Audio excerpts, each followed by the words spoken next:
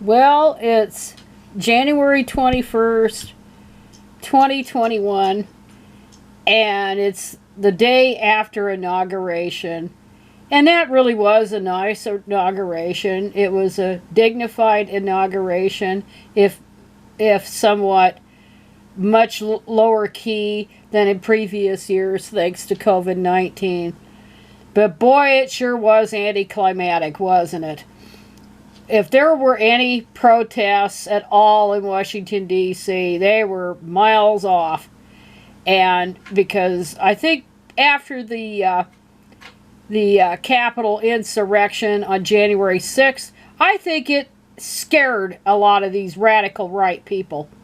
These extremists, these fascists, these terrorists, would-be terrorists, would-be insurrectionists. I think they were scared because they found out a lot of them were going to get arrested and did get arrested and charged.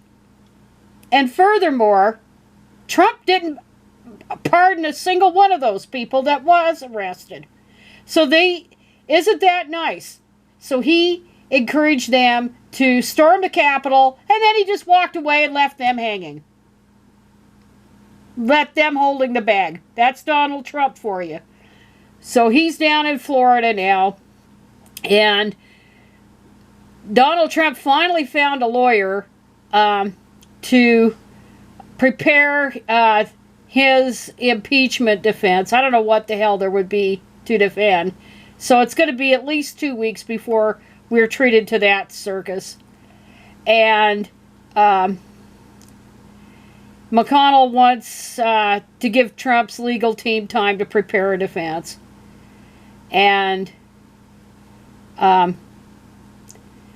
there's a lot of dickering and shit going on here. I don't think that Democrats should make any kind of deals with the Republicans, because that's just saying a president can just get away with crap. But so that's what's going on there. So don't look for an impeachment trial right away. But then when Trump, even before he was involved in the Capitol riot, his brand was already in the toilet, according to this. It says here, Donald Trump's businesses generated nearly 40% less revenue last year as the coronavirus pandemic slammed the hotel industry, putting the former president under financial pressure even before corporate partners and banks ditched him in the wake of the insurrection at the U.S. Capitol. And like I said, he let everybody on the hook while he took off and went to Florida with Melania. And the Proud Boys, oh hell, I hate this when this damn thing's under a paywall. But anyway, they're really upset with him and call him a failure. And they've had a major, major meltdown.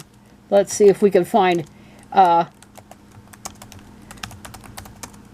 isn't under a damn paywall.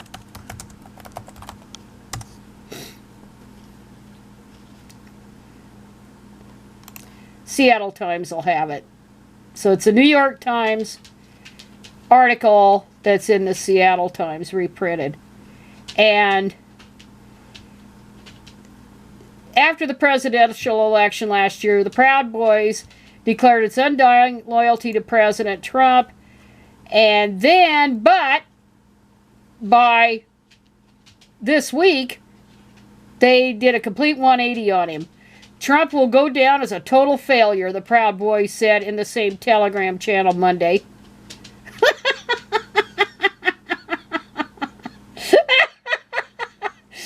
As Trump departed the White House on Wednesday, the Proud Boys, once among his staunchest supporters, have also started leaving his side.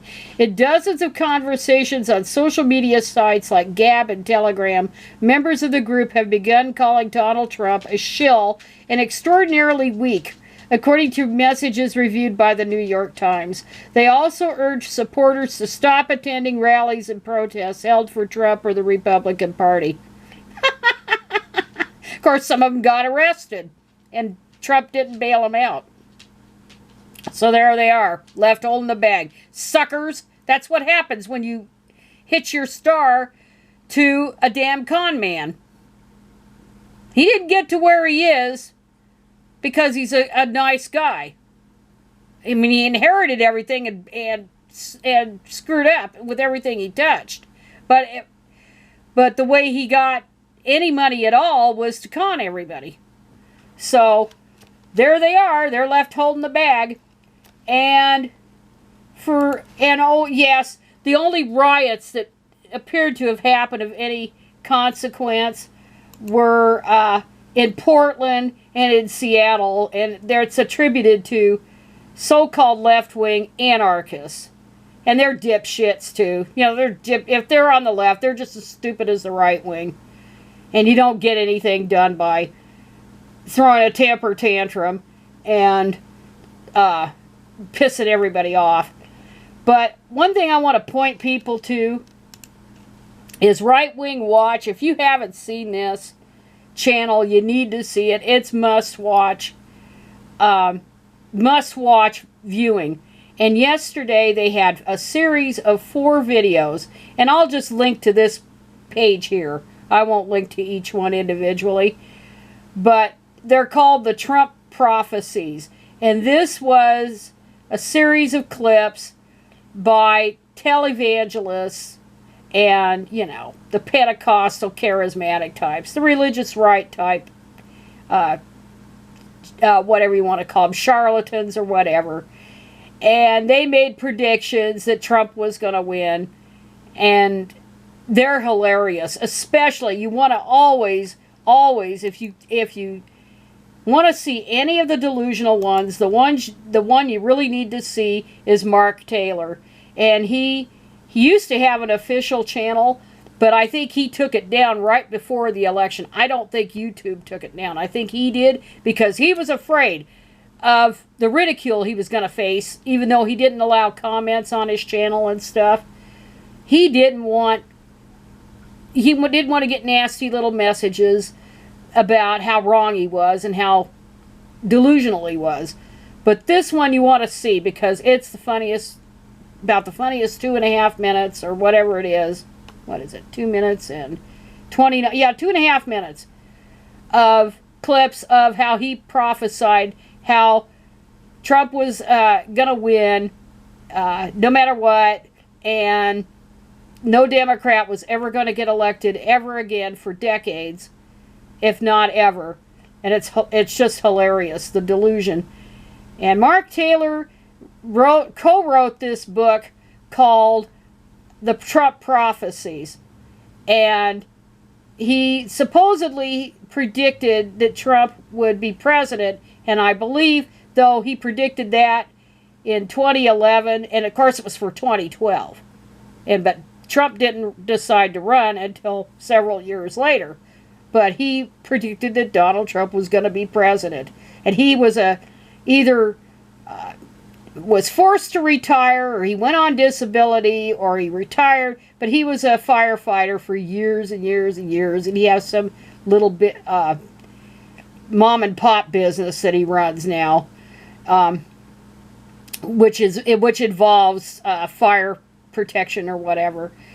But this guy is just off his rocker crazy. He makes Alex Jones look almost sane by comparison. And so I just want to put that in there.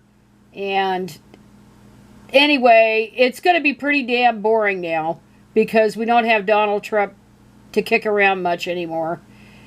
And it feels weird just to have a boring president, you might say, by comparison, and a boring situation in Washington, D.C.